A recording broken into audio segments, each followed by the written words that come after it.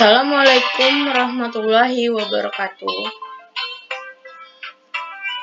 Saya mahasiswa dari Universitas Islam Negeri Sultan Taha Saifuddin Jambi. Perkenalkan, nama saya Anissa Anggraini dengan nomor NIM 501180126.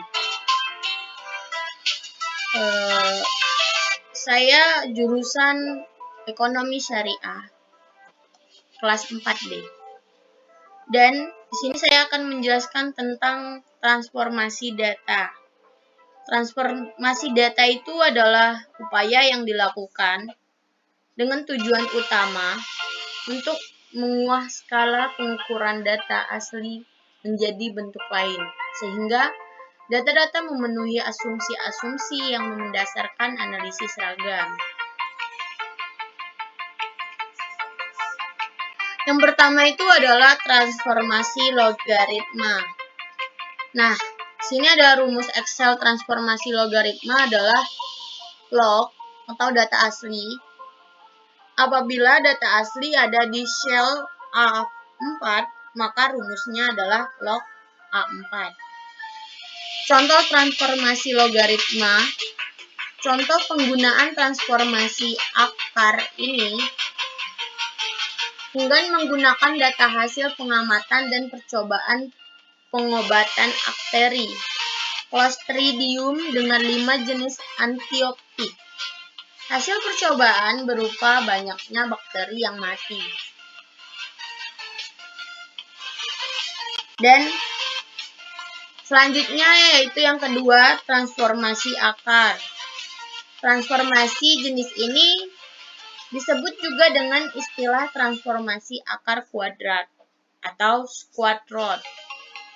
Transformasi akar digunakan apabila data Anda tidak memenuhi asumsi kehomogenan ragam.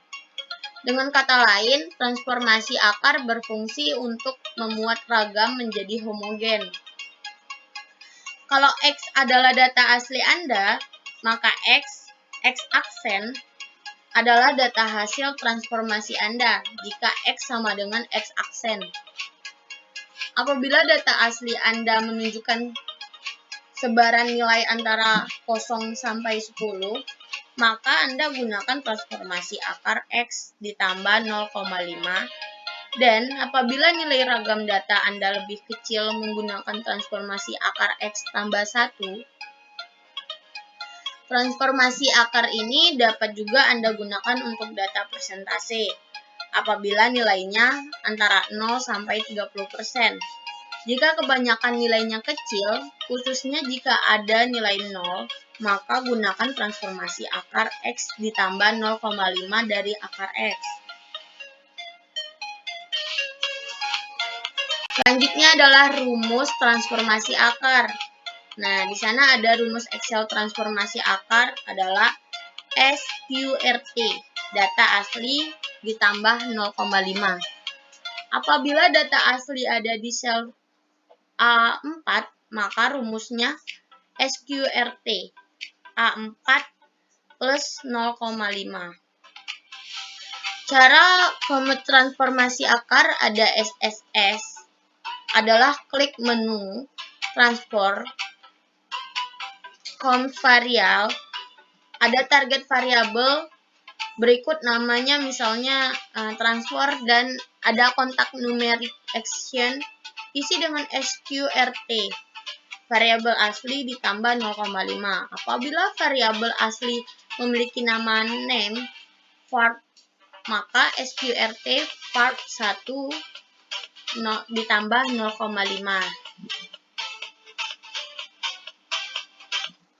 Contoh penggunaan transformasi akar ini dengan menggunakan data hasil pengamatan dari percobaan bakteri Salmonella dengan 4 jenis antibiotik.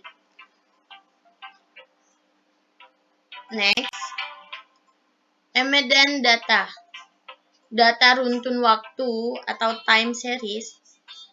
Time series merupakan data yang terdiri dari atas satu objek tetapi meliputi beberapa periode waktu, misalnya harian, bulanan, tahunan, dan lain-lain.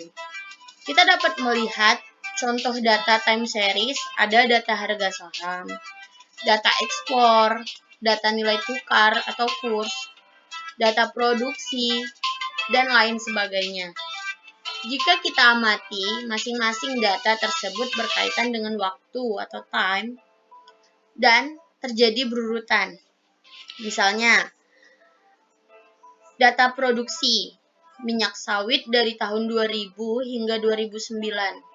Data kurs rupiah terhadap dolar Amerika Serikat dari tahun 2000 sampai 2006 dan lain sebagainya.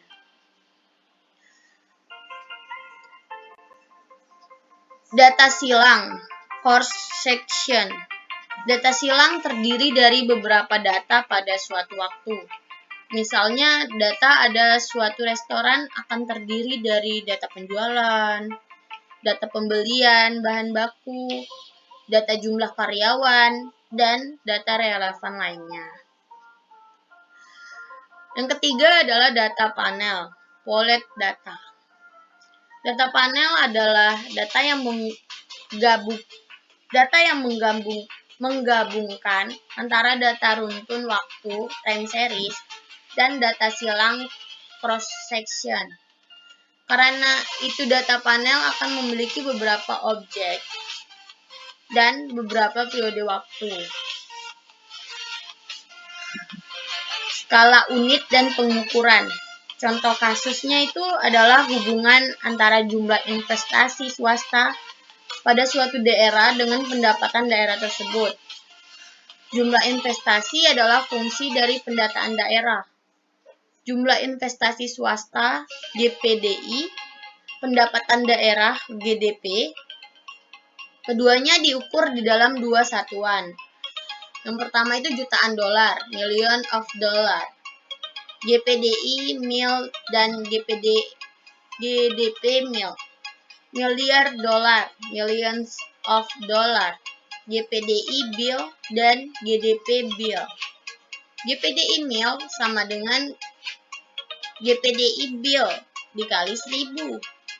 Kalau GDP mil sama dengan GDP bill dikali 1000 juga.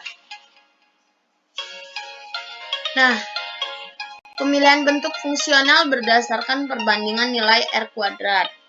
Perbandingan dua nilai R kuadrat boleh dilakukan ada dua atau beberapa model dengan variabel dependen Y dengan bentuk fungsional yang sama, ukuran sampel yang sama, bentuk fungsional variabel independen boleh berbeda. Yang utama dalam memilih model itu adalah kesesuaian tanda dari estimator parameter dengan teori ekonomi yang mendasari signifikan parameter secara statistik. Selanjutnya, semakin tinggi R kuadrat tidak berarti semakin baik modelnya. Penelitian harus lebih memperhatikan hubungan logis atau teoritis dari variabel independen terhadap variabel dependen. Jika estimator parameter signifikan dengan tanda sesuai dengan teori, model tetap dianggap baik walaupun R kuadrat kecil.